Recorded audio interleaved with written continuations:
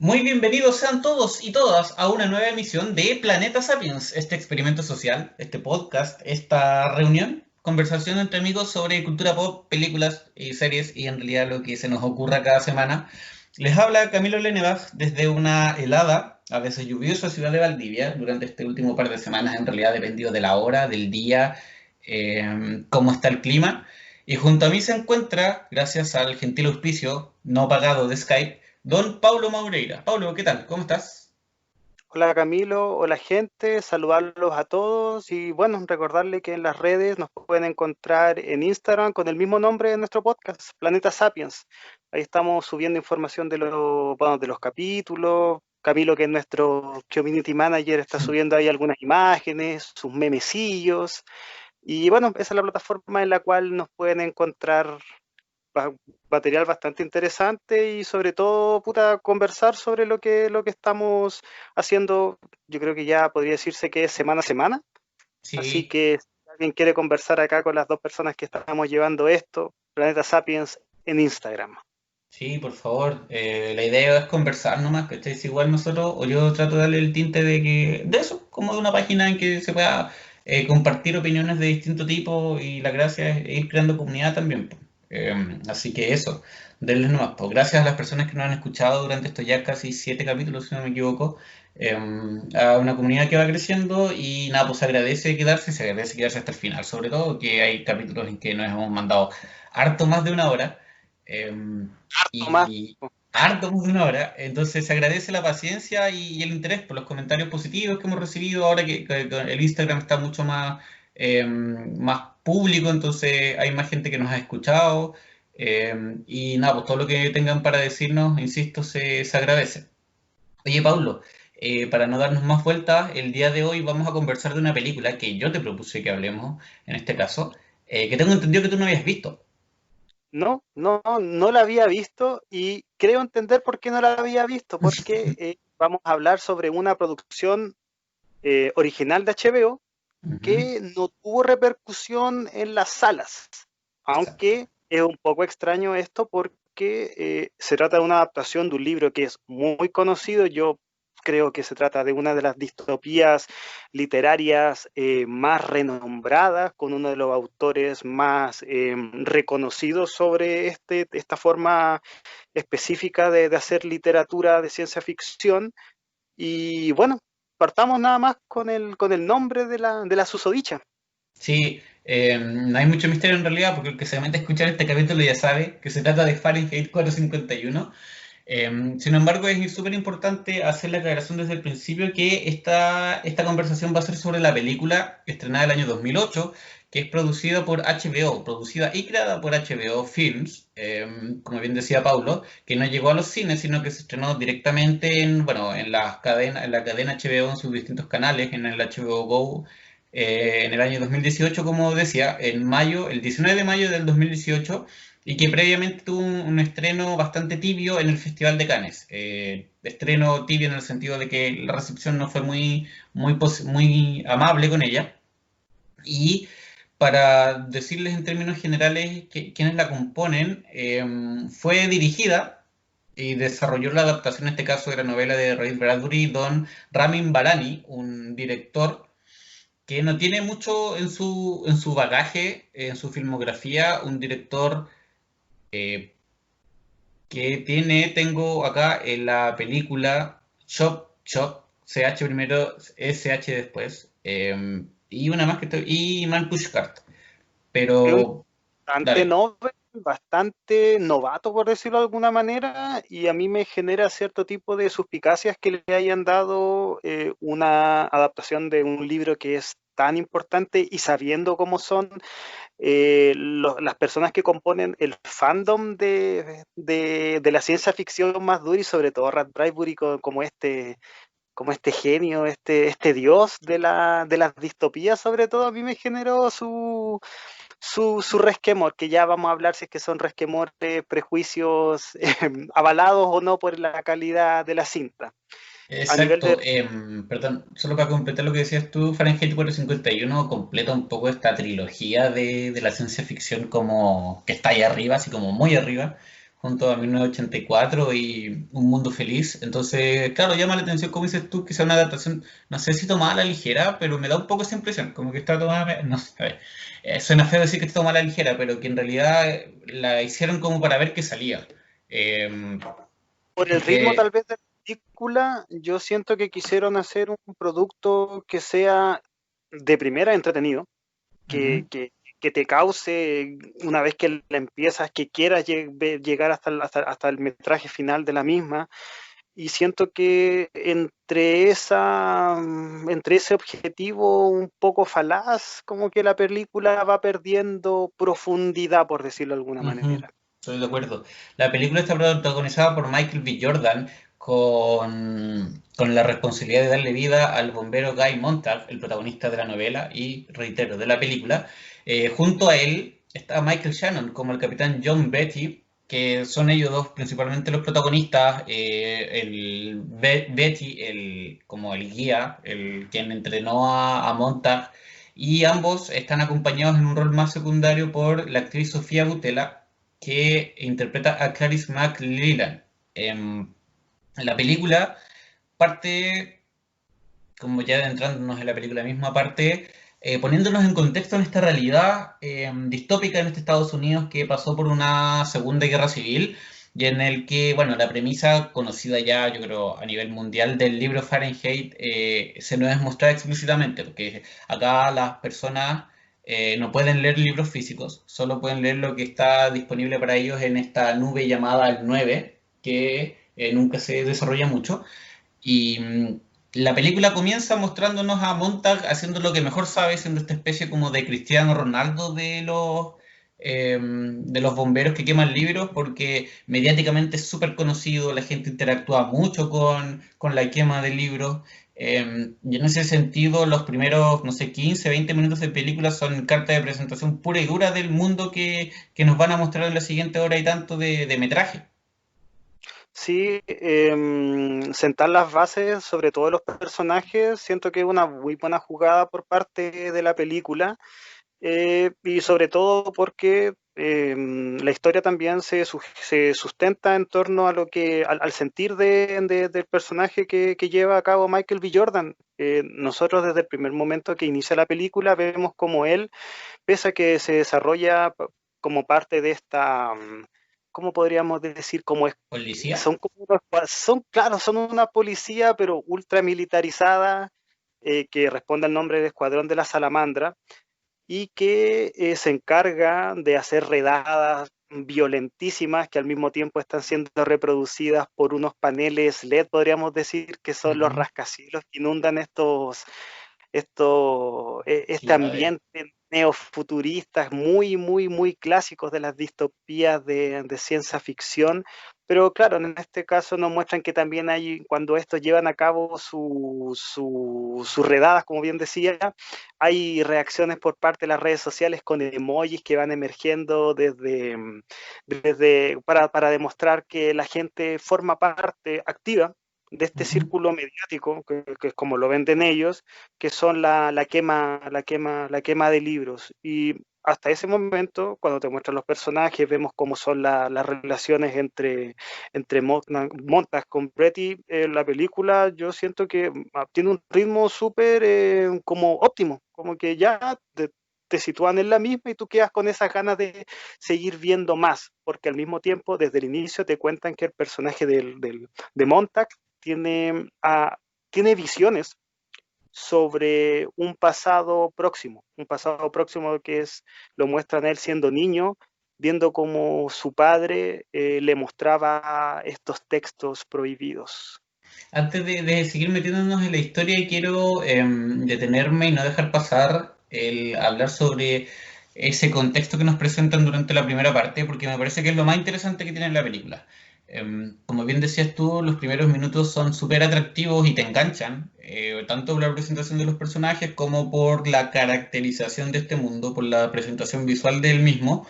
Y nosotros nos encontramos ante, por ejemplo, a Montag frente a un espejo viendo como una pantalla funciona como la pantalla de un teléfono. ¿En qué me sentido? Con que van scrolleando, van avanzando las noticias hacia abajo y más que noticias lo que se ve son comentarios de personas, reacciones, muy Twitter, todo es como una mezcla entre Twitter y Facebook, fusionados para mostrarte lo que este único canal de televisión, que ni siquiera es un canal de televisión, sino que este único medio, que es el 9 la nube que reemplaza o es la versión más avanzada de lo que nosotros conocemos como Internet, te muestra lo que el gobierno te dirige y te dice que tienes que ver.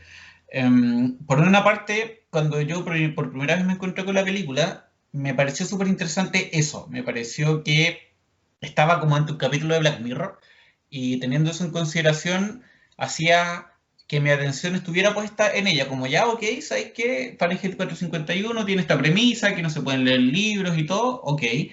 ¿Y qué propone la película? Lo trata de traer a nuestro mundo, tratando de, a pesar de que tiene el carácter de utopía, es el primer encontrón que tuve con ella fue esta como peligrosa sensación de verosimilitud, de sentirla como, oye, ¿sabéis qué? Esto tampoco es como de 200 años más como la gente podía imaginar hace un tiempo atrás, sino que esto es como de, no sé, 50 años más a todo reventar.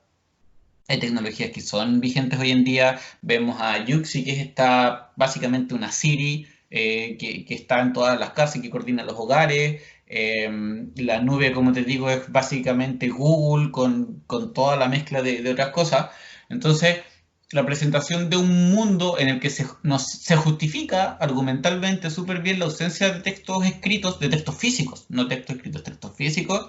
eh, Me parecía a priori una forma súper inteligente de actualizar la idea o actualizar la historia de Fahrenheit.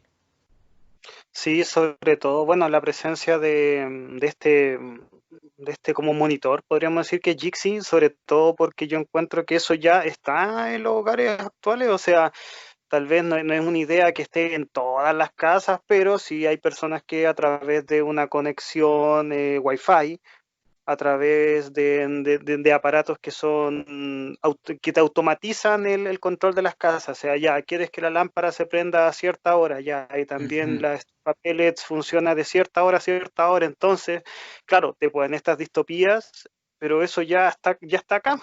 Claro, no está en tu casa. ¿Cuánto tiempo falta para que esté en tu casa? Entonces, claro, ese choque, esa, como tú bien dices, esa obscura verosimilitud entre lo que te muestra una película que está pasando en un futuro lejano, te das de bruces contra la realidad y no, pues, eso ya está acá. No lo tienes tú, tal vez lo tiene tu vecino o tal vez en otra ciudad, pero en tu país ya se está gestando este movimiento que te está acercando hacia una total automatización, no solamente de las tareas del hogar, sino que también al humano mismo lo vuelven un ser mucho más dependiente de los avances tecnológicos para poder llevar a cabo una vida, como bien dice como reza uno de los lemas que puedes ver en la película, que es la libertad de felicidad.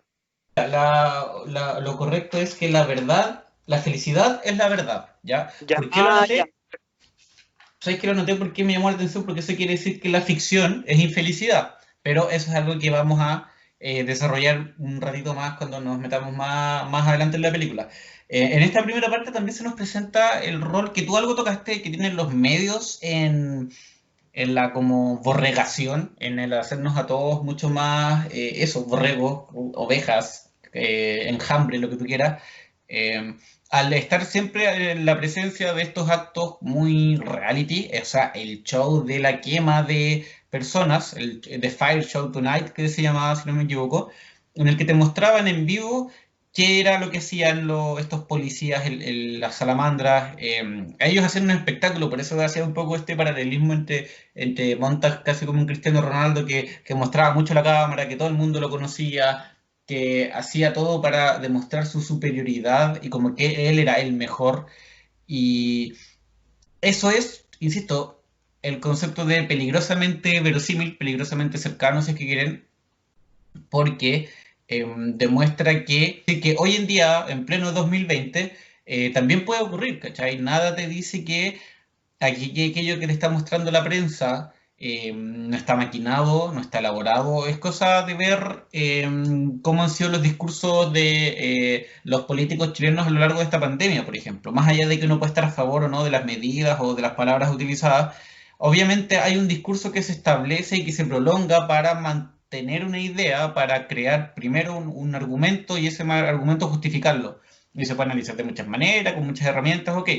Pero el punto, para no dar vueltas, digamos, innecesarias, es que se hace un espectáculo de una práctica que nosotros podríamos llamar poco ética, pero al ser monopolizada la reflexión, y ni siquiera la reflexión, sino que ese espectáculo hace, al venir solo de una parte y tú no tener una libertad de acceder a otros tipos de espectáculos o espectáculos que tengan distinto origen, nada te hace cuestionarlo eso como real, ¿cachai? Es como me recordó mucho ese capítulo de Black Mirror en el que a las personas que cometían crímenes se les castigaba replicando y teniendo que pasar por el mismo crimen que cometieron y al final descubrían que en realidad todo era como un teatro, era un show que, que la gente veía y por lo que los abucheaba un poco. Entonces, ese aspecto también, la conexión de los medios para justificar o la utilización de los medios para justificar este, entre comillas, lavado de cerebro, me pareció súper bien logrado, súper interesante y súper útil. Sí, sobre todo porque la película, todavía esto ocurriendo durante los primeros 15 o 20 minutos, que para mí fueron los más satisfactorios del metraje, te muestran una escena donde Montag y Betty, ya fuera de sus funciones, están tomándose unos tragos y Betty Ujú. le lo llama para hacer una ronda nocturna. En esta ronda nocturna ellos irrumpen en una tienda de ¿Como un bar? vestuario. Claro, no, no, Ah, están en el bar y se van a la tienda del vestuario. Y ya. cuando están en la tienda de ropa, desmantelan un lugar donde vendían donde había Ah, ya. tráfico de graffiti, Libros. como lo dice. Claro, graffiti más que nada la escritura. El tema es Ujú. que en esta escena se da algo que a mí me gustó mucho y que pensé que podían volver a ella y que es el tema que te dicen de forma explícita que en este nuevo mundo hay solamente un relato, el relato Ujú. oficial. ¿Por qué hay un relato oficial? Porque el periodismo como forma para que la gente se instruya sobre de distintas temáticas a través de diferentes voces que muchas veces pueden ser pro gobierno, también puede ser en contra de gobierno. Bueno, en esta distopía no, hay solamente un relato oficial, solo uno, el mismo relato oficial que tiene las mentes que les dice que los bomberos siempre fueron personas que están para fumar los incendios, que les dice que Benjamin Franklin es el primer bombero de esta gran nación estadounidense. Entonces, me parece hasta algo lógico que en un contexto donde solamente el relato oficial es el que prevalezca, pero que no tiene voces disidentes al mismo, es obvio que no se va a presentar nunca una contrariedad, una contradicción, porque yo creo que esto es sabido por todos, porque el relato oficial es lo que configura también el pensamiento de las masas, y aquí también hay cierta temática de roles jerárquicos, porque claro, la gente que tiene o que asiste a estos shows donde la gente quema, evidentemente son personas de una clase más acomodada, mientras que en los barrios más desprovistos, la gente todavía sigue arraigada al pensamiento anterior al que había antes de que se terminara de configurar este gobierno, que aunque no lo muestran, se nota que es totalitario, pero a tope. Es que en ese sentido se coordinan súper bien los elementos de la distopía, ¿cachai? Si hasta ese punto, insisto, es súper interesante lo que te plantean. Lo de los medios, en algún minuto ellos cuentan cómo se llega a esto, que son parte de los diálogos y de las propuestas que a mí me atraen mucho, el contarnos cómo se fue configurando la humanidad para llegar a esto.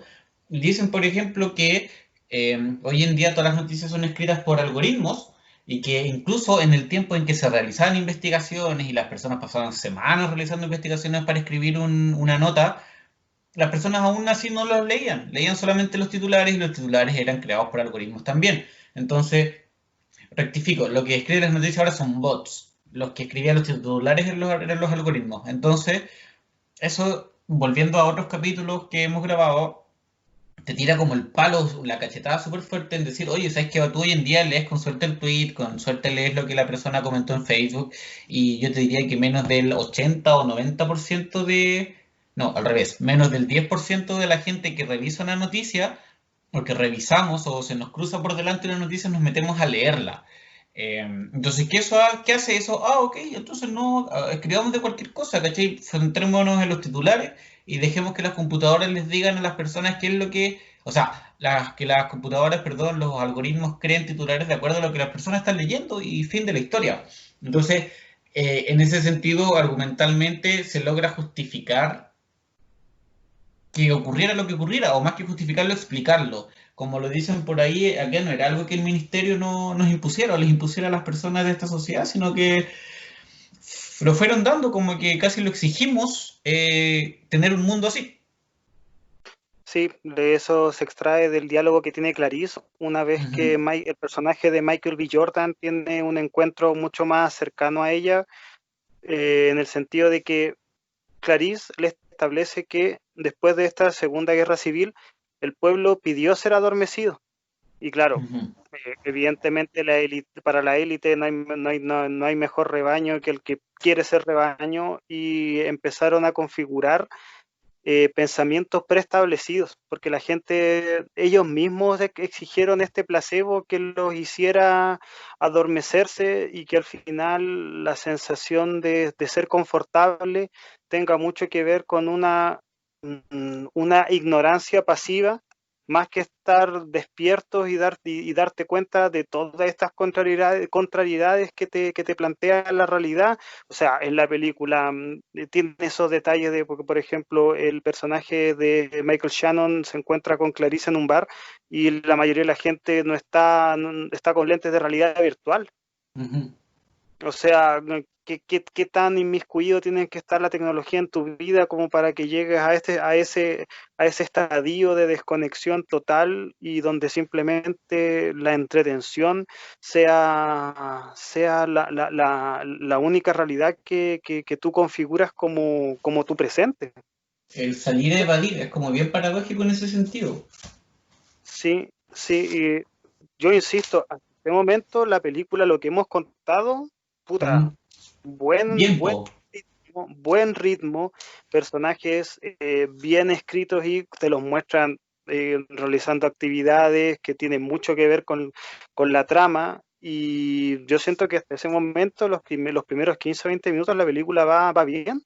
Exacto, un poco después de eso que dices tú, Montag y Betty, John Betty el capitán, salen a salir, o sea, no sé si a celebrar, pero tienen un espacio de recreación en el que el personaje de Michael Shannon plantea un punto interesante para el principio de la trama, que es el preguntarle a Montag que, si es que nunca se ha preguntado por qué los rebeldes se llegan, o sea, hacen tanto por proteger esto, ¿cachai? Como le dice, oye, en serio, ¿nunca te has preguntado los libros, como que es que leer un libro, cosas por el estilo?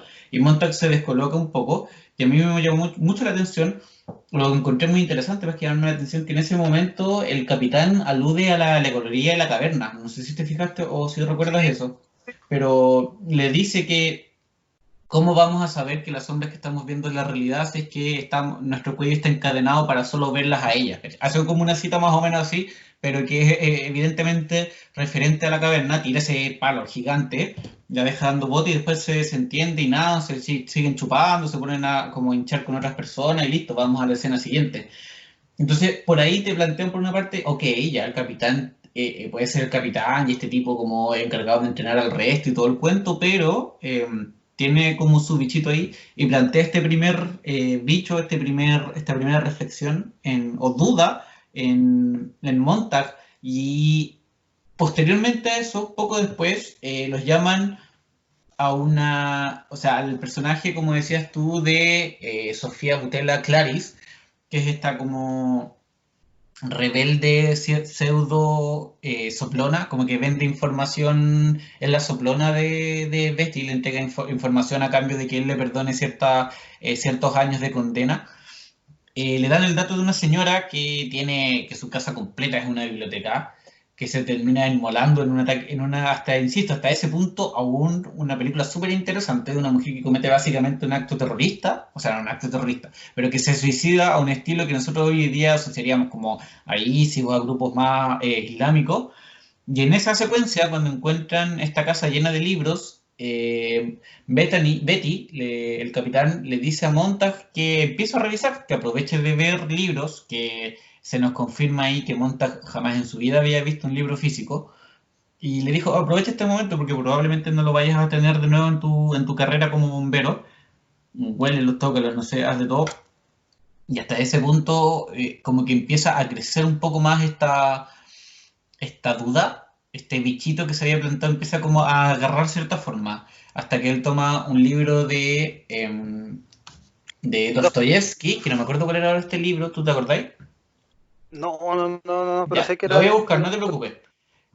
Pero toma este libro de Dostoyevsky y termina después de eso quemando todo el lugar, etcétera, pero eventualmente empieza a leerlo y empieza a tener una crisis. Pero antes de que avancemos hacia allá, acá hay un gran punto como de inflexión, ¿cachai? Que no sé qué te pareció, cómo lo desarrollaron, qué ideas te produjo. No, sabes que para mí tal vez la escena en donde se introduce un elemento nuevo, que es cuando la mujer que está en esta casa, que la vemos leyendo La ira de las uvas, The Wrath of Raps, Ujú. ella, antes de que la quemen, junto con toda la producción que tenía literaria, ella dice la palabra omnis. Exacto. Y esto es súper interesante porque, como ya hemos mencionado, las quemas son televisadas. Entonces, cuando ella dice este concepto, que es un concepto que estaba totalmente erradicado del lenguaje oficial, mucha gente lo empieza a buscar a través de la nube, que es nueve, que háganse la idea de que es Internet. Ujú. Entonces, ¿qué pasa? ¿Qué pasa con esta idea? Omni es un elemento que lo mencionan acá, pero que tal vez el cómo lo desarrollaron ya no de forma inmediata, sino que podríamos decir que salta hasta el tercer acto de la película, a mí me hace tambalear en torno al cómo te llevaron a contar la historia. Pero hasta ese momento, de hecho, la escena cuando Montag y Betty están en esta tremenda biblioteca y vemos algunas portadas de libros súper conocidos, hasta que vemos también cómo esta mujer se autoinmola por lo que ella más deseaba, lo que ella más quería, que era esta tremenda biblioteca de clásicos y donde no solamente vemos libros de ficción, sino que también vemos biografías. De hecho, en un momento se ve My Kampf, mi lucha de Hitler, y no, a mí este punto de la historia me gusta. Siento que la introducción, bueno, de Omni en ese momento a mí me dejó un poco, me dejó en ese momento deseando saber qué es lo que venía después con este concepto, y para efectos de la trama lo más importante acá es que Montag agarra el libro de Dostoyevsky y él se lo lleva Ujú.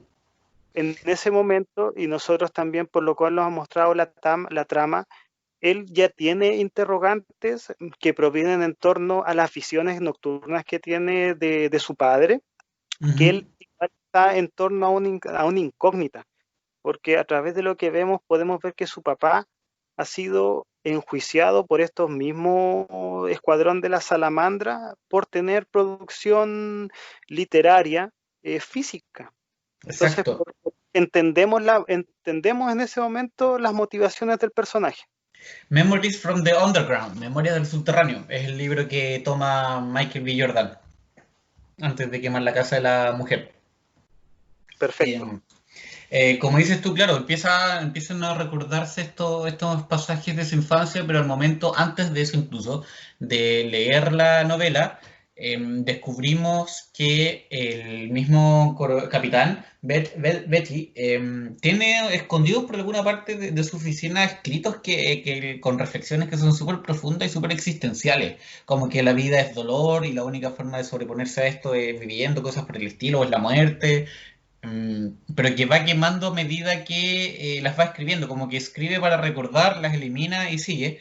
Y entre medio de todas esas conversaciones que tienen, en que empieza a desatarse un poco esta duda sobre el por qué hacen lo que hacen, que es lo que les plantea eh, que es lo que le plantea la chica, que igual tiene un cierto interés amoroso él hacia ella, Clarice, eh, que por qué queman, ¿cachai? O por qué destruyen todo sin cuestionárselo.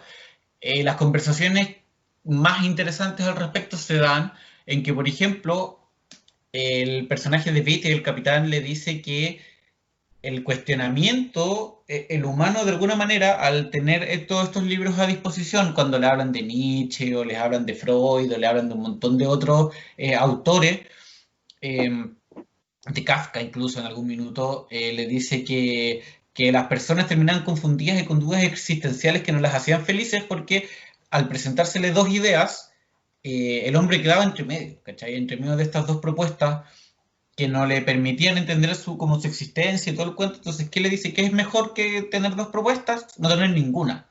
Y así esencialmente te dedicas a vivir solamente. Entonces aquí es donde tiene sentido lo que te decía hace un rato, la frase esta de la verdad es felicidad, lo que implica por descarte que la ficción es infelicidad. ¿Por qué? Porque la ficción implica plantear algo distinto, la lógica de lo, de lo exacto, de los hechos, de los datos que son propios del Internet, prevalecen y evitan que las personas, que se genere caos, que al final es eso, que es una de las primeras cosas que dicen cuando están en este colegio, no sé si te acuerdas, que no sé si es un colegio o una escuela de como de cadetes de su ejército, pero dice que los rebeldes quieren es caos, caos en sus mentes y en sus corazones. Y de alguna manera es así. Esta distopía lo que busca es mantener controlado el margen de error para que no exista y bajo el pretexto de que de esta manera las personas somos felices. Y la gran prueba de ello es, uno, se de que hay gente que se llegaba a matar por libros, cito textual, en esos tiempos en los que creían en dioses, la gente se quemaba o cometía genocidios por libros porque la reina o el rey no creía en el mismo libro que el pueblo, y se desató la Tercera Guerra Civil estadounidense, o sea, la Segunda Guerra Civil estadounidense, perdón, y esa Segunda Guerra Civil se da por el exceso de información. Y él lo dice, el exceso de información y de opiniones hizo que termináramos agarrándonos a balazos o a combo, lo que sea, no se especifica en ese sentido, entre nosotros mismos. Entonces, de nuevo, los argumentos para monopolizar la información y monopolizar el conocimiento eh, tienen cierto sentido, lógico. Y hasta ese punto la película en que está en la mitad está introduciéndote cosas, está presentándote este mundo, va bien, pero los siguientes 40 minutos, porque la película dura 1 hora 40, yo diría que ahí se empieza como a desinflar. No sé si esa primera parte era genial y maravillosa ni nada, no, pero era interesante, ¿cachai? Era lo suficientemente interesante, o te plantaba ciertas bases para querer seguir viendo cómo avanzaba ahí, pero más adelante se empieza a caer como en cliché. Sobre todo en el momento en el que, te doy la palabra al tiro, el momento en el que Montag hace clic o empieza a hacer clic, que es cuando se roba este libro de Jodorowsky y y Dostoyevsky. termina. Jodorowsky me da, weón. Perdón, perdón por la confusión. No me maten en redes sociales, por favor, no me funen. Memoria del subsuelo de Dostoyevsky, que al empezar a leerlo, él manda oscuridad a Yuxi, a esta inteligencia artificial, pero sigue estando ahí, porque él lee un fragmento en que dice 2 más 2 son 4, pero para mí siempre van a ser 5 o algo similar. Y le dice, no, jamás puede ser 5, siempre va a ser 4. Y ahí tú te das cuenta, solo en ese fragmento, en que la lógica que prevalece en ese momento es la de la verdad absoluta, la verdad, insisto, la verdad como te lo explicaba en el sentido de que no hace posible o no hace válida el cuestionamiento o aquello que se sabe. A ver, voy a ordenar mejor la idea. Se sabe que 2 más 2 nunca va a ser 5, ¿cachai? Pero el punto del libro no es ese. El punto del libro es plantearte una disidencia. Entonces, el paradigma que aquí prima es ese, es el de no dar espacio a la reflexión o de alguna manera, al quiebre de la norma, porque ese quiebre de la norma genera problemas existenciales, y esos problemas existenciales llevan a cierto punto a la guerra, al caos de la especie humana y todo. Es súper interesante esa parte, encuentro yo, porque una vez que ya el personaje de Montag se lleva este libro, él lo lee, podemos ver que su lectura es, podríamos decir que es instintiva. Ellos, evidentemente, al no tener textos escritos, están acostumbrados nada más que, me imagino, lo que yo entiendo detrás de la película es que leen, no sé, por pequeñas frases panfletarias, podemos ver Ujú. lo que está constantemente viendo en estas redes sociales que al final son las paredes donde él articula su mundo y Y que que hay cobra muchos real emojis sentido. en ella y Sí, reacciones. pues, y que para mí cobra sentido cuando él, buscando al personaje de Clarice, lleva este libro, él lo lee, le pide en un momento que ella se lo lea a él. ¿Por qué? Porque el entendimiento que él tiene sobre lo que está leyendo es mínimo. O sea, si es que Ujú. tú no practicas la lectura de forma Constante. coherente, constante, coherente, evidentemente la sintaxis que vas a tener sobre el texto que estás leyendo es mínimo. O sea, si es que no lo practicas, puedes estar leyendo simplemente por el plano de que unes palabras, pero no alcanzas al nivel de interpretación que esta coherencia narrativa que tiene el texto quiere llegar hacia su receptor. Y para mí esa es una de las cosas interesantes que tiene la película y que después no reparan en ella. Por eso para mí hay ciertos momentos que son. Yo, por ejemplo, cuando vi esa escena dije, "Oh, me encantó que lo pusieran. Me encantó, ¿por qué? Porque yo no recuerdo que era algo que estaba ni en el texto de Ray Bradbury, no al menos de forma explícita, ni en el texto de Ray Bradbury, ni en la película del 60, y que a mí me lo contaran en el año 2018, algo que ya lo habían contado ya en dos ocasiones, tal vez más, a mí me generó mucha admiración, pero que al mismo tiempo pues no volviesen en ello, a mí tal vez son por las pretensiones que uno tiene sobre la obra, me desmoronó un poco. No sé si te pasó lo mismo a ti, Camilo, en ese momento con esa parte de la trama. No sé si uno esa parte en particular, pero a partir de esa parte voy a complementarla con algo que ocurre después. Una vez que Monta que ya se unió al grupo de los rebeldes y vuelve no es una oficina, como a la base, al cuartel gigante en el que se reúnen y lo ponen a prueba porque ya saben que él los traicionó. Y lo hace, la gran prueba para saber que los había traicionado no era hacerlo leer, ¿cachai? Le dice como, mira, ¿cachai? Pasando las páginas como un experto, leyendo súper fluido, que detalles que son mínimos y que son innegables, ¿cachai? Que tú cuando sabes hacer eso es como que te digan, a ver, anda en bicicleta, no puedes hacer como que andas mal, o sea, puedes hacerlo, pero se va a notar, ¿cachai? Como un montón de otras cosas. Entonces, aquí ocurre lo mismo y complemento eso que dices tú, ¿para qué? Para decir que los detalles en esta película, insisto, me parecen súper interesantes, me parecen súper atractivos, me parecen unas propuestas que pueden tener mucho fondo, pero que lamentablemente se quedan arriba. El momento del quiebre en el que, como dices tú, le pide a Clarice que le lea el libro, vemos que hay cierta tensión amorosa y que después vuelve a su casa, empieza toda la crisis existencial y todo el cuento, y a la mañana siguiente deja de ponerse estas gotas en los ojos que son las que le empiezan no sé si a borrar la memoria, pero por lo menos a vivir en un constante presente. eh, Empieza a irse como en esa, ¿cachai? Como en la rebelión de este héroe, de este ángel caído que decide desistir y salirse del ejército o de la autoridad, en algún punto renuncia de plano y dice, no, yo no quiero seguir, muchas gracias por todo, bla, bla, bla, bla, y le tiran la chaqueta encima, pero él cambia y muy rápidamente se va con Clarice, se va a los rebeldes, les dice que él tiene ciertos recuerdos y que él le recuerda a su papá y a su infancia y bla, bla, bla, bla. Y el cambio, insisto, es muy drástico y ahí es cuando yo siento que la película tiene un contexto súper interesante, armado, pero se desarrolla todo muy superficial. Entonces ahí te queda ahí como, pucha, que lata, como de ahí se Vanessa, ¿cachai? Como que se nota mucho o se le da cierto énfasis al cambio y como que se siente más que lo hace por ella, eh, por la atracción que siente, por la química, lo que sea, más que por un convencimiento. Y en ese sentido, siento que eso es falla de nada, pues de la película, de los que la escriben, de los que la dirigen, porque Bueno, hay algo que falló ahí, pues, insisto, yo no soy tan creativo como los que lo hicieron, ¿no? Ellos claramente tienen más habilidades que nosotros y por algo llegaron a dirigir una película. Me imagino que todo el que lo hace lo tiene, ¿cachai? Puede tener más o menos, pero lo tiene. Pero hay algo que falló ahí, algo que nos supieron llevar, o tal vez quisieron llevar esto, y eso tenía otra perspectiva que no se logra transmitir totalmente, o que yo, por lo menos, un individuo más de entre los millones que hay en este planeta, no supo comprender. Sí, o sea, yo no creo que se basa algo sobre comprender o no, sino que la película, el cómo avanza la misma y va muy rápido.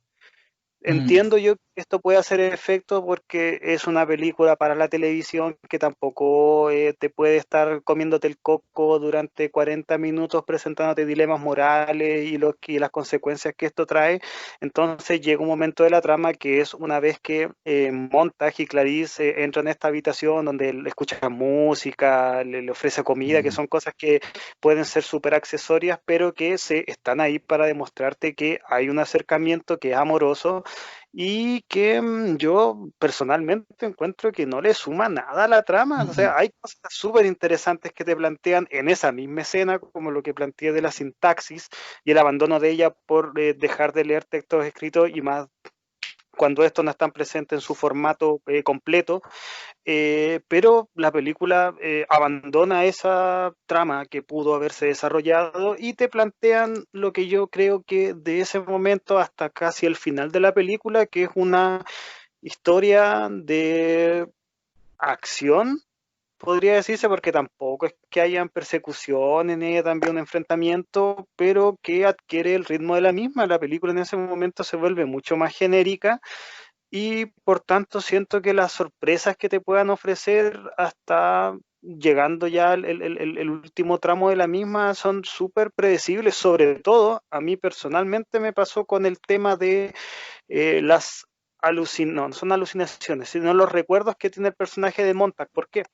Porque en la película te dicen que el colirio, que son estas gotitas que se la echan en los jodida, exacto. que exactamente son lo que fomentan el hecho de que tú olvides tu pasado más próximo.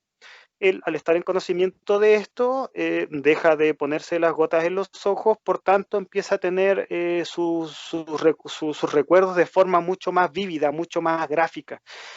Y hasta, no sé, yo la revelación que se viene al final con esto, que el oficial Benny estaba y que formaba parte del escuadrón de la Salamandra cuando se llevan al papá de Montag, yo lo veía venir ya. Siento que esa como vuelta de tuerca que le quisieron dar al relato, no, no, no le suma nada a la trama, no le suma absolutamente nada a la trama, no hay ningún elemento de vendetta que puede ser, no sé, para formar algún tipo de imagen gráfica en la parte final y te lo muestran y queda ahí. A diferencia que en el libro que Montag quema vivo al general, acá en la película, por más que mostrarte eso pudo haber sido algo para que se generara esa escena, acá desestiman totalmente la opción de hacerlo.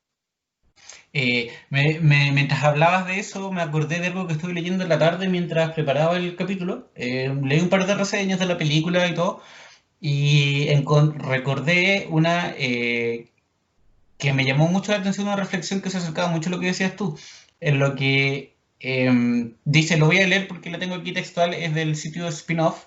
Dice, la gran consecuencia de esto, o sea, referirse justamente a lo que estamos hablando aquí, los elementos más genéricos de la novela y irse como por el cliché, la gran consecuencia de eso es que Fahrenheit 451 quema muy rápido las escasas propuestas que tiene para actualizar el relato de Bradbury y acaba optando por un camino en el que es muy fácil desconectar porque, negritas, uno es consciente de que te están vendiendo algo como trascendental, pero no están haciendo ningún esfuerzo reseñable para que se sienta así. Han desvirtuado un material de primera por no molestarse en intentar hacernos pensar. Perdón, han desvirtuado un material de primera por no molestarse en intentar hacernos pensar. Curioso que justo cometan ese error aquí. Y me Siento que se parece.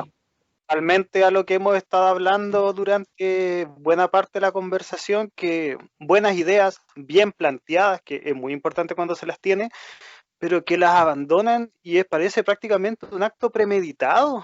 Ujú. Sí, por eso el visionado de la película es, no quiero ocupar la palabra como decepcionante, Se va pero desinflando. sí te deja, se va desinflando, exactamente.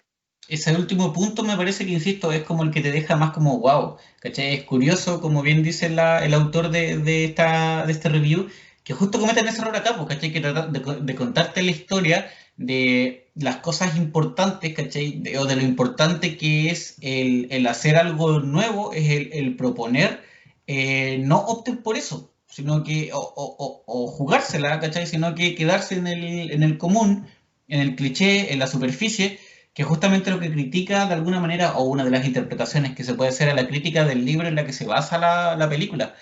Y me parece que eso conversa mucho de lo que es, porque como bien decías tú, ya el último tramo de la película y el final, ¿cachai? Con Montag siendo el héroe que logra la liberación y con Betty quemándolo vivo, eso es como lo más glorioso, entre comillas, o como poco común que hay, que lo quemen vivo al protagonista, pero que tampoco te lo muestran.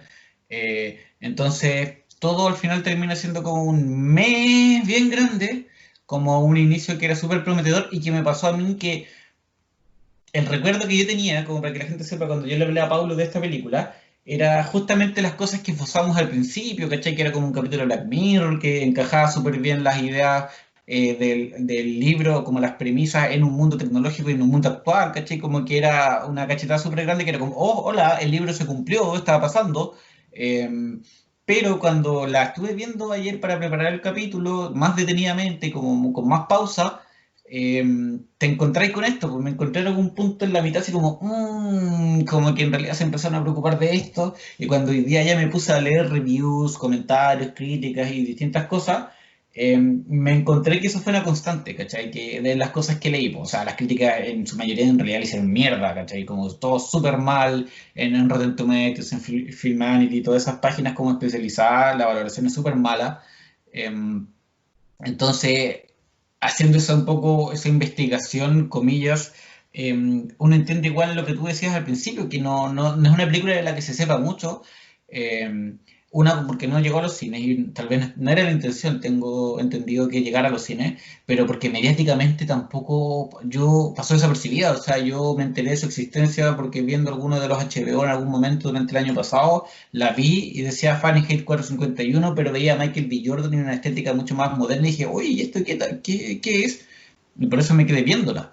Pero si no se da ese azar, digamos, tal vez no habríamos hecho este capítulo, tal vez Pablo lo habría visto, no lo habría visto, no sé. Eh, entonces, Es que sí, sinceramente, para mí, ya que tengan el logo de HBO es sinónimo de productos de calidad. O sea, yo creo que no es mentira para nadie que debe ser la cadena televisiva que ha tenido los lanzamientos más exitosos, tal vez no como películas independientes, que para mí esto es una fragmentación del canal que no la conocía, pero que quiero seguir viendo cosas de HBO, tal vez ya con las ujú. series un nombre más arriba, pero que es un poco, claro, te deja esa sensación como interrumpida porque la película al principio tiene momentos que son muy satisfactorios y por ejemplo hay un detalle que nosotros no hemos hablado, pero que sí se da en la parte inicial, que es que te dicen que los libros son subidos a una red, entonces yo digo, ya, el texto inicial te hablaba que la gente leía los libros, los escondía porque los leía y al mismo tiempo los reproducían a través de ellos mismos. Ahora, en el contexto actual, donde una sociedad totalmente ligada a lo que es la información en redes, los libros tienen, aparte de su forma física, tienen también una reproducción que es virtual y que yo pensé que los rebeldes de esta historia se iban a basar en eso. Y no fue así. Eh, Entonces, está como actualización del relato, pero que finalmente llegamos al mismo punto que el libro, el libro original, que es que cada persona se aprende un libro y que yo creo que, claro, tiene una explicación en la película, que es que ya las redes van a desaparecer, pero nosotros mismos vamos a ser las personas que reproduzcamos en el boca a boca, entonces cada persona es un libro, o sea, ya está bien, es una idea que está en el libro, perfecto, pero ¿por qué no actualizar esa idea? Mm. ¿Por qué no darle otro trasfondo en esta sociedad de las telecomunicaciones donde todos estamos conectados y un libro es un clic y así como una reseña también del mismo está a la misma cercanía? Yo siento que la película no es aburrida ni nada, pero es una oportunidad perdida. A cagar. Sí, eso mismo iba a decir que es como. ¿Cachai? Tampoco. No tiene malos nombres. No tiene malas Mike- lucas. Michael Shannon es un tremendo actor y uno le cree ese personaje como de villano miserable, y yo siento que es el personaje que está más desaprovechado y que te plantean cosas y donde nunca las retoman. Y para mí ahí está el problema. Que, Ese para mí es el gran hierro que tiene esta película, que lo que que no- pasa durante los primeros 20 minutos hasta que pronuncian Omni, mira, nosotros ni siquiera hemos hablado de lo que es Omni, y hasta ese momento la película, para mí, pulgares arriba. Sí. Te dicen lo que es Omni, que aparte está súper mal explicado, ¿sí? No tiene relación a lo que te estaban mostrando de antes. Solo para cerrar, cuando estaba hablando de Michael Shannon, yo siento que él saca la película casi trotando, ¿cachai? Como, no digo que no haya hecho esfuerzo, pero que con muy poco hacía mucho. Eh, y, y a pesar de eso, no, obviamente no puede sacar la película adelante solo, ¿cachai? Porque no es el único protagonista y hay el personaje de Michael B. Jordan como entre que sí y no. Como que él no creo que actúe mal, pero tampoco le entregan mucho sobre lo que actuar. Y lo del Omni, claro, tiene una explicación medio rara. Ya, puede funcionar, pero, por ejemplo, me parecía mucho más interesante la idea de este chico Clifford que se había memorizado literalmente miles de libros. Tal vez haber ampliado eso un poco más, ¿cachai? O haberlo reproducido más. Pero Eh, ¿qué pasa, Camilo? Que cuando te presentan al personaje de Clifford, a la película le quedan 15 minutos. tipo, Yo te lo mencioné, que yo pensé que yo estaba viendo la película o que le faltaba metraje, pensé que estaba viendo algo que le faltaba, no sé, parte del final, porque cuando se están adentrando en Clifford, o sea, en Omni, que más encima te dicen que es una conciencia colectiva que se forma, que se incrusta a través del ADN, o sea, esa idea, aparte de que debe ser lo más complejo que te plantean y lo más profundo, entre comillas, que te plantean en la película, te lo dicen en una conferencia y tú tienes que darlo por sentado. No sabes cómo van a llegar a él, no sabes cómo, aparte lo consiguieron, te lo dicen y tú tienes que tragártelo. Ahora, cuando te das cuenta cómo esta célula se va a introducir en todos los seres vivos y que finalmente es un plan que tiene un trazo para años, la película ya no tiene más tiempo como para seguir adentrándose en eso, que yo lo encuentro interesante, pero como te lo plantea la película, es una pachotada, es superficial, es una tontera, es algo que se sacaron de la manga para tener este final que tiene la película, pero que tú como espectador no alcanzas a creértelo para nada. es extraño que pase eso, porque HBO no es una mala productora, digamos, como generadora de contenido o para tener ojos. Obviamente, ¿cachai? No, nada, ni Netflix ni nadie tiene, todas sus series son buenas, está bien, pero yo me preguntaba, claro, ¿ya qué habrá pasado aquí? HBO le dijo, no, queremos que una película sea corta, ya, es una opción. Pero cuando tú veis, por ejemplo, Watchmen, que la serie, que no es una adaptación del cómic, sino que en teoría es una continuación, pero más allá de esa continuación es una continuación que tiene una base fija o central en el cómic, la producción que genera HBO a partir de eso es puta genial, po, ¿cachai? Es Siendo súper propositiva. Y perdón, y con Game of Thrones en teoría ocurre lo mismo, ¿cachai? Es tomar los libros, los adapta más o menos, hacia el final ya la cosa, bueno, se va por otro lado y esa es discusión de otro día. Eh, pero ahí tenéis otro ejemplo de basarse en un libro o en una novela súper potente, súper densa, eh, y proponer o llevarlo a la pantalla de una manera súper buena. Entonces aquí es cuando yo te pregunto, puta, ¿qué pasó? Tal vez puede ser que en realidad a HBO se la vendieron y le dijeron, ya, ¿sabes qué? Tiene pinta, vamos. O alguien dentro del equipo o de la empresa no supo ver, no supo llevar esto. Pero llama la atención que con los antecedentes que tiene, aunque en teoría Watchmen salió después de esta película, eh, surja algo con estas características. Y yo la reflexión que me surge a partir de lo visto es que tal vez Fahrenheit funcionaría mucho mejor como una serie, como un relato extendido en el tiempo que te permita sobre todo conocer más detalles de este mundo. Yo creo que ahí está un poco la clave, en profundizar en las características de este mundo. Y si vamos a darle el centro a Montag, necesitamos que ese cambio sea más paulatino, sea más natural, ¿cachai? Podría haber sido de muchas más maneras. eh, o este como comillas lavado de cerebro creo que se podría haber defendido de una forma mucho más social, no tan impositiva como los rebeldes quieren que seamos tristes, que seamos infelices, o no, muerte a los rebeldes, ¿cachai? No, tal vez se podría haber justificado, insisto, en puros diálogos mucho más elaborados, pero para eso sí necesitáis más tiempo, y tal vez ahí es donde la película quedó coja, en el factor tiempo. Sí, no, en ese sentido, el mayor problema que yo veo acá es que se proponen cosas, te dejan las bases y no retomas en ellas. Yo, como tú bien dices, no entiendo también por qué se tomaron esta clase de decisiones, siendo que el material en el que está basado te da mucho juego para tocar distintas aristas. Yo igual creo que hubiese funcionado como serie, pero también creo que hay muchos factores para pensar que la película hubiese sido una tremenda producción, más si es que cuentas con el actualizar un relato que funciona en muchos niveles con la tecnología y con el relato actual en el cual vivimos nosotros como seres humanos de Occidente. O sea, por ejemplo, a nivel visual, ya, las quemas son televisadas y los rascacielos funcionan como pantallas LED para que todo el mundo vea esto y aparte hay reacciones en vivo en torno a una red social que es esta nube 9.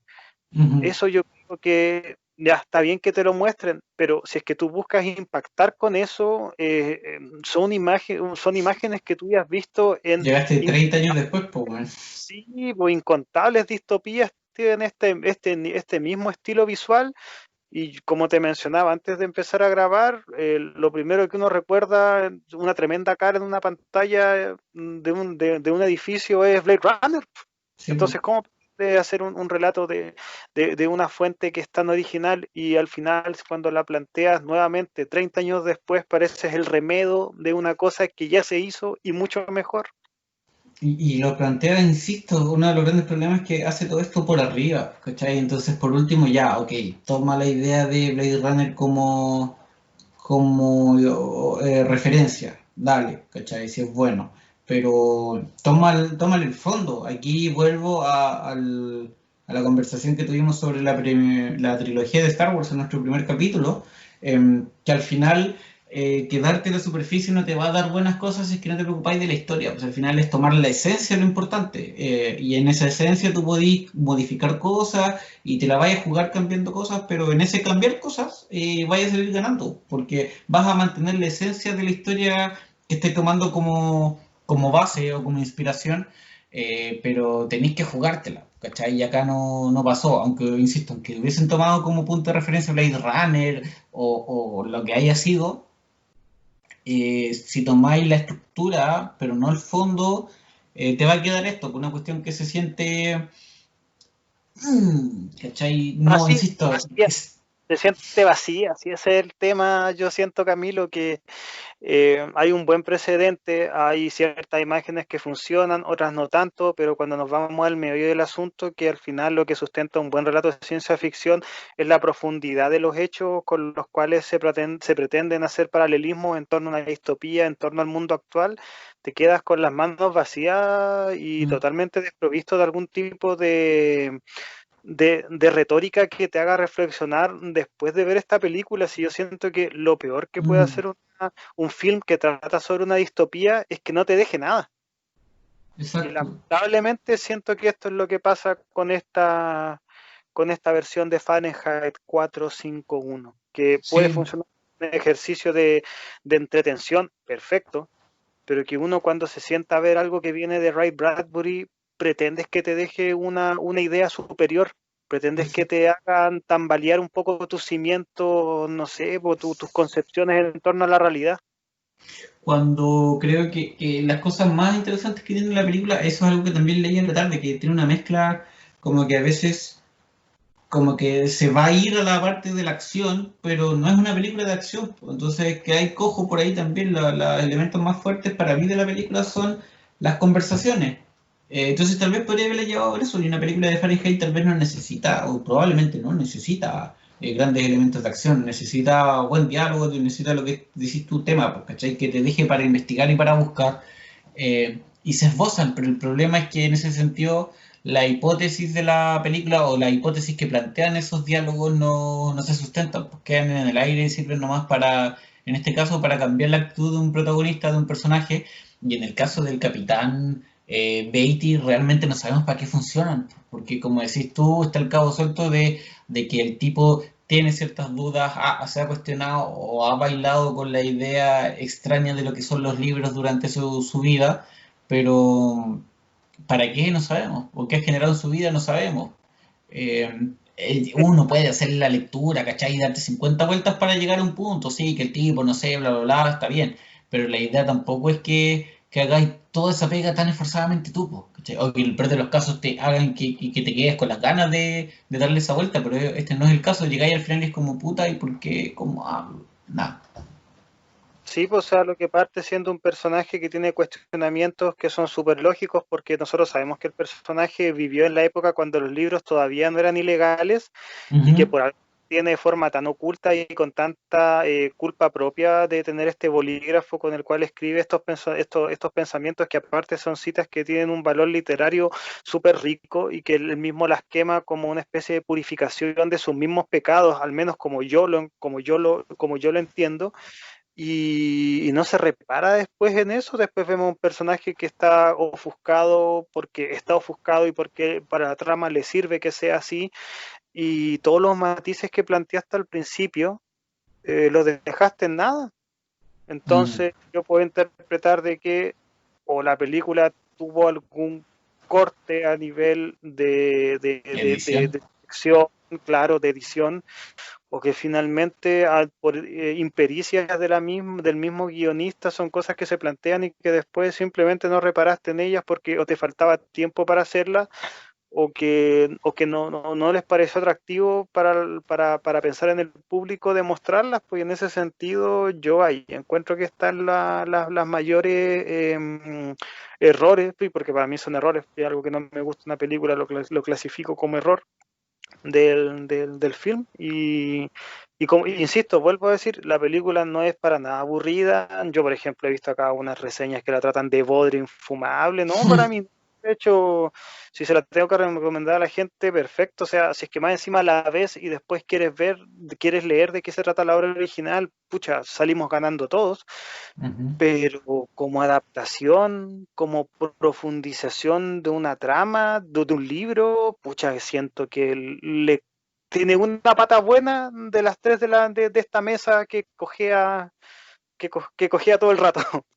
Y yo diría que incluso ni siquiera como adaptación, ¿cachai? Como película, puta, parte interesante, pero se cae nomás, sin considerar en lo que está basado. Quisiera también, antes de que se me olvide en realidad, y como para sacarnos un poco el mal sabor de boca con el que siento que nos quedamos en esta última parte de la conversación, plantear un tema que a mí me gusta harto y que no quiero que pase desapercibido, que es que en el momento en que Clarice le cuenta a las personas, a Montag, que las personas durante la Segunda Guerra Civil o a partir de la Segunda Guerra Civil se crearon estos sistemas que predecían nuestros pensamientos y que nos entregaban lo que nosotros queríamos, yo y felicidad. Y ahí cuenta que ella se hizo un poco adicta a al 9 y a las gotas y a todo el cuento. Esa descripción de lo que ella hace es algo que hoy en día existe, al menos en términos teóricos, y si me preguntas a mí en términos reales también, que es el concepto de psicopolítica.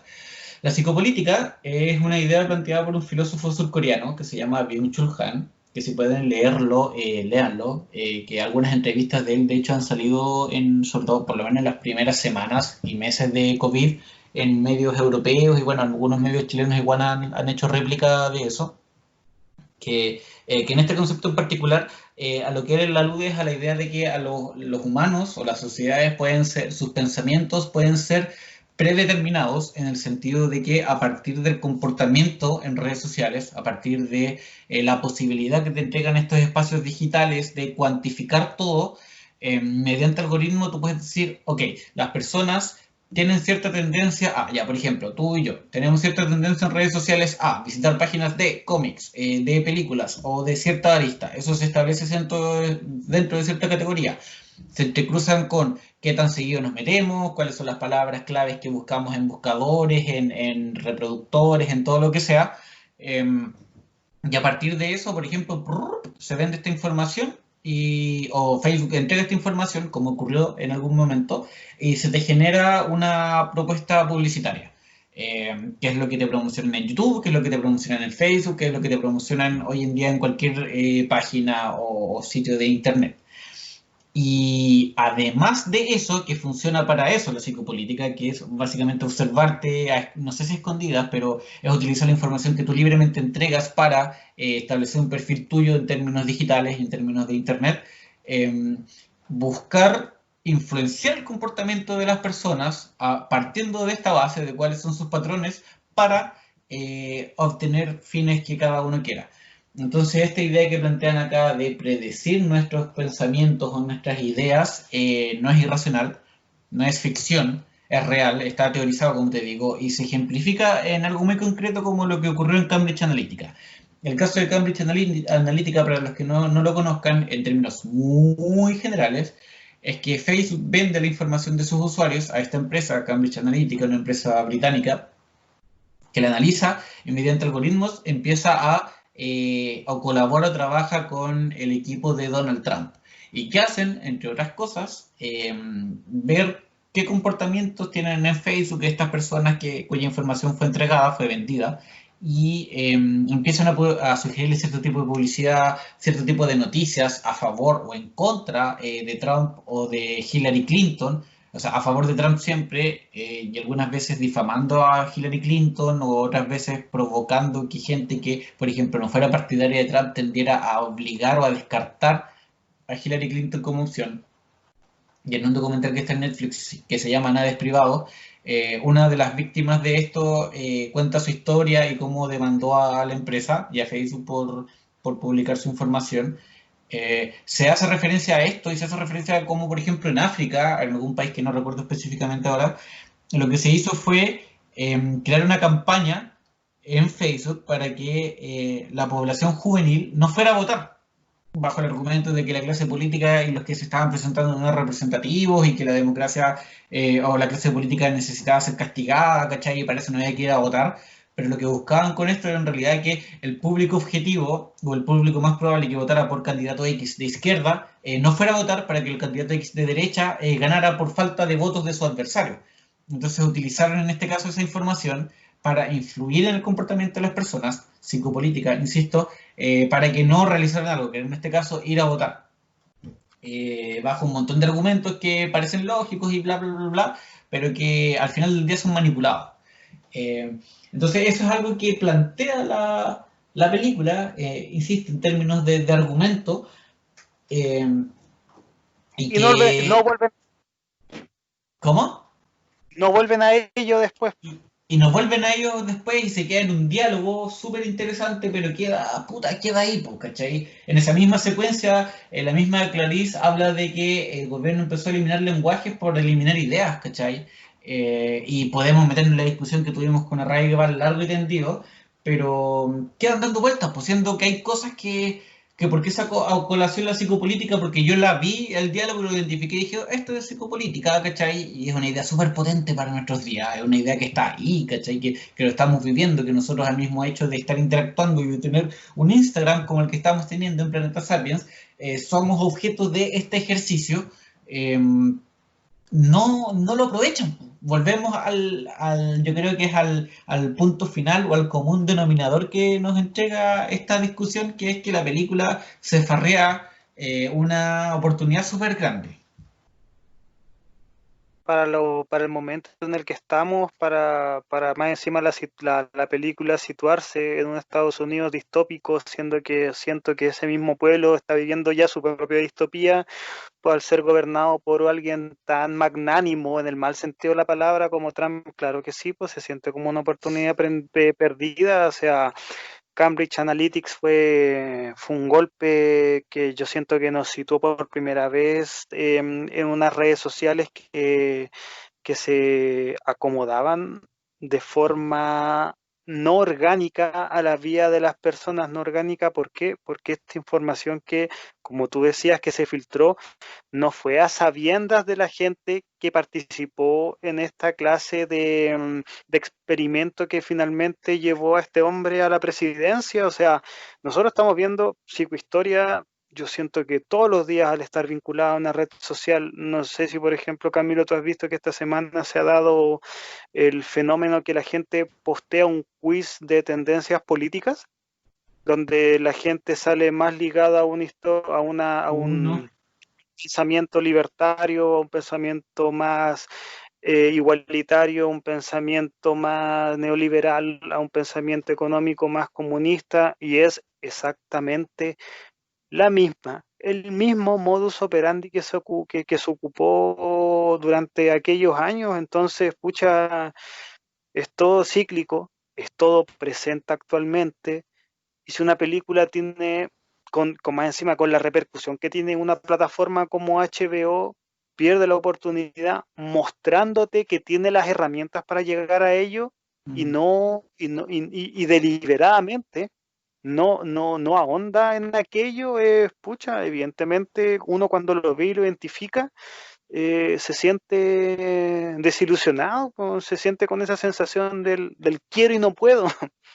exacto. Y como que las ganas estuvieron ahí, entonces eso es lo que da más lata, ¿cachai? No te hace como si como puta la weá que no aprovecharon, no, es como lo esbozaron, lo tiraron, pero o se olvidaron, o se les fue, o no pudieron nomás, ¿cachai? Pero eso es lo que te da más lata de la adaptación, porque que a mí por lo menos personalmente me dejó con esta idea por ejemplo, retomar el libro, porque claro, yo lo leí, pero lo leí cuando estaba en el colegio y de ahí no lo he revisado nunca más.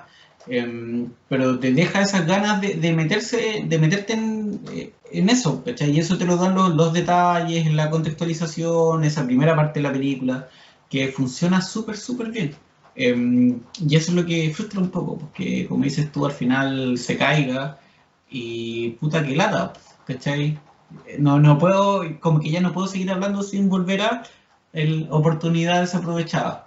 Oye, Pablo, creo que hablamos bastante, no sé si tenemos mucho más que agregar, así que te hago justamente esa pregunta como para ya ir cerrando la conversación. Primero, si es que tienes algo más que agregar, algo distinto a lo que ya hemos conversado, y si es que no es así, ¿cuáles son tus impresiones finales y generales con respecto a Fahrenheit 451 versión 2018?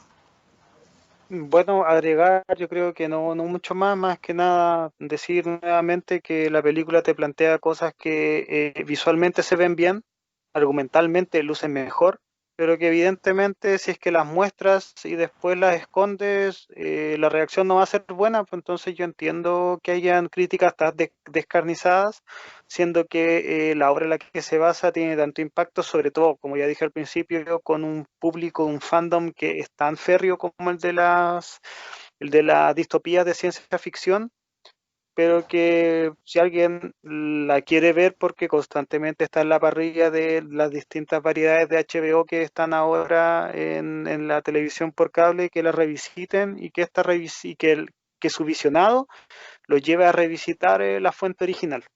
Hay una película que recoge, sí, de forma bien fidedigna, pero que se vayan al libro, porque Ray Bradbury es un autor que merece ser leído una vez más, después de tanto tiempo, porque su ontología te habla de lo que actualmente estamos viviendo. Eso nada más. Y yo quisiera, nada, como cerrar mi evaluación final de la película similar a la tuya. No esperaba, cuando me la cruzo no esperaba nada de ella, entonces no tengo nada que exigirle en ese sentido. Es un como un promedio, una película promedio tirado como para un poco mejor. Puede ser el puntapié inicial de algo, ¿cachai? Puede servirle a gente o a personas que nunca se han hecho estas preguntas, entonces puede ser un buen punto de partida también, ¿cachai? Entonces, como decís tú, si es que lleva a las personas a leer a Bradbury, la raja. Quería solo leer dentro de las cosas que leí en la tarde, estaba una columna que escribió el director de la película, Ramin Barani, en The New York Times, que la compartí en mi Twitter por si es que alguien le quiere buscar. Mi Twitter es @lagenbagen, como igual que el de Instagram. Y una cita que a él se refiere de como que quiso, ahí todavía no estaba lista la película. Entonces dijo que como un poco los detalles de cómo la fueron creando, de lo que él sintió al tener la oportunidad de, como el desafío de adaptar una novela tan importante como esta. Y al reflexionar sobre Bradbury, él dice, y con esta frase en realidad quisiera terminar, que Bradbury creía que queríamos que el entretenimiento reemplazara a la lectura y el pensamiento. Destaco la idea de entretenimiento porque hoy en día lo vemos, hoy en día la inmediatez está a la orden del día, es lo que manda, es lo que factura, es lo que está tomando cada vez más los distintos aspectos comunicacionales y de interacción social. Entonces hay que tener ojo, hay que tener cuidado con entregarse completamente a eso y con dejar de lado la lectura, con dejar de lado el pensamiento y con dejar de lado sobre todo la pausa. La pausa que te entrega el cuestionamiento, que te entrega la angustia a veces emocional, pero que te mantiene activo, que te mantiene capaz de avanzar. No sé si es que una cosa es mejor que la otra, pero hasta ahora por lo menos las ficciones nos han enseñado o nos han planteado futuros que no son tan auspiciosos, que cuando algunas de esas cosas se han manifestado o concretizado en el mundo que nosotros llamamos, comillas, real, los resultados para la mayoría de la gente no han sido tan positivos.